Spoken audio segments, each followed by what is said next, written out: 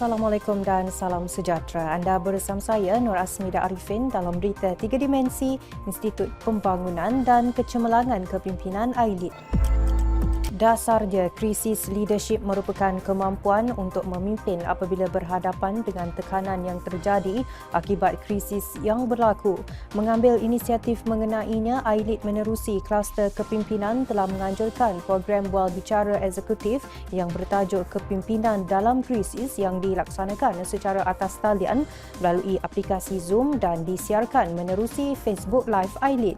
Bual bicara yang melibatkan penyertaan alumni program eksekutif muda Pro-M tahun 2021 dan tahun 2022 ini telah menampilkan panel istimewa iaitu Yang Berbahagia Datuk Lokman Hakim Ali, Ketua Setiausaha Kementerian Perdagangan Antarabangsa dan Industri MITI. Menurut Yang Berbahagia Datuk Lokman, menerajui kepimpinan dalam era dan situasi krisis memerlukan pemimpin untuk sentiasa bersedia dengan perancangan dan strategi selain mempersiapkan kompetensi diri dengan ciri-ciri utama sebagai pemimpin yang cemerlang iaitu passion, keupayaan intelektual, emotional intelligence dan keupayaan fizikal. Tambah beliau lagi, konsep kepimpinan dalam krisis yang perlu diberi keutamaan antara lainnya adalah memastikan organisasi yang dipimpin itu sentiasa dipertahankan dan dilindungi daripada unsur-unsur negatif, memelihara kebajikan kaki tangan, melindungi aset yang ada, menjaga imej, kredibiliti serta nama baik organisasi. Semoga bual bicara sebegini berupaya memartabatkan dan menyebarluas ilmu berkaitan konsep mengurus dan menangani sebarang krisis demi menjamin kelancaran kepimpinan. AILID menerusi bahagian inovasi dan jaminan kualiti telah melaksanakan program AILID to Use, pemikiran kreatif dan inovatif yang telah disertai oleh warga kerja AILID daripada ibu pejabat dan kem wawasan negara seluruh Malaysia.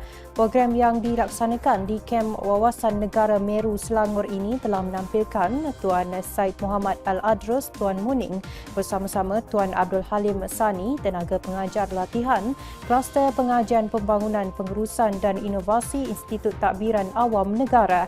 Menurut Yang Berusaha Encik Khalid Muhammad Yusof, pengarah bahagian inovasi dan jaminan kualiti AILID, program ini bertujuan untuk meningkatkan pengetahuan dan kefahaman mengenai kemahiran dan pemikiran kreatif dan inovatif serta langkah-langkah untuk menambah baik kecekapan dan keberkesanan dalam melaksanakan tugasan harian.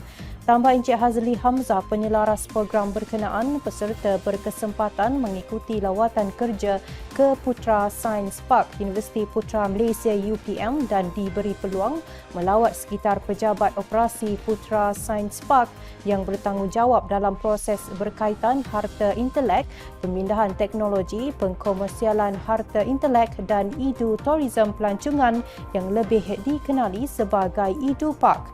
Turut hadir bersama-sama semasa sesi lawatan ini ialah Yang Berbahagia Profesor Insinyur Dr. Haji Kamarul Arifin Ahmad, pengarah Putra Science Park berserta pegawai-pegawai kanan Putra Science Park UPM. Semoga menerusi program sebegini berupaya menambahkan pengetahuan para peserta sekaligus memperkukuhkan hubungan kerjasama di antara Putra Science Park dan AILID.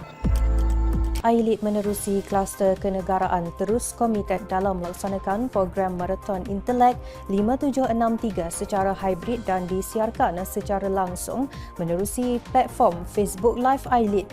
Membincangkan topik berkaitan keselamatan berasaskan komuniti, bual bicara kali ini telah menampilkan Encik Nazrul Fazami Muhammad, pengarah Keselamatan Negeri Majlis Keselamatan Negara Negeri Pulau Pinang, dan Encik Muhammad Razib Puhaini, pengarah bahagian operasi Jabatan Sukarelawan Malaysia.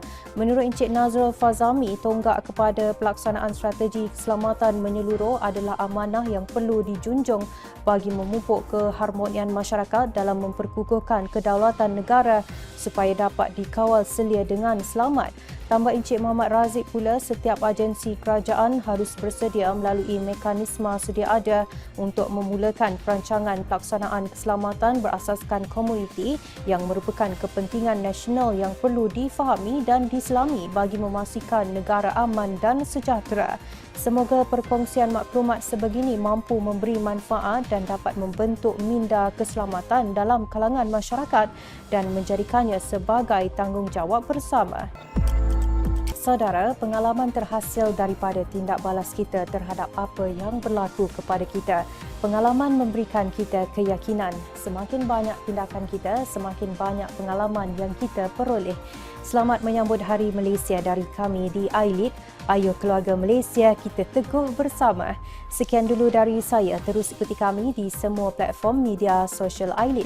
Jangan lupa temui kami pada jam 3 petang dengan 3 berita penting 3 kali seminggu pada hari Senin, Rabu dan Jumaat hanya di Berita 3 Dimensi. Saya Nur Asmida Arifin. Assalamualaikum dan salam keluarga Malaysia.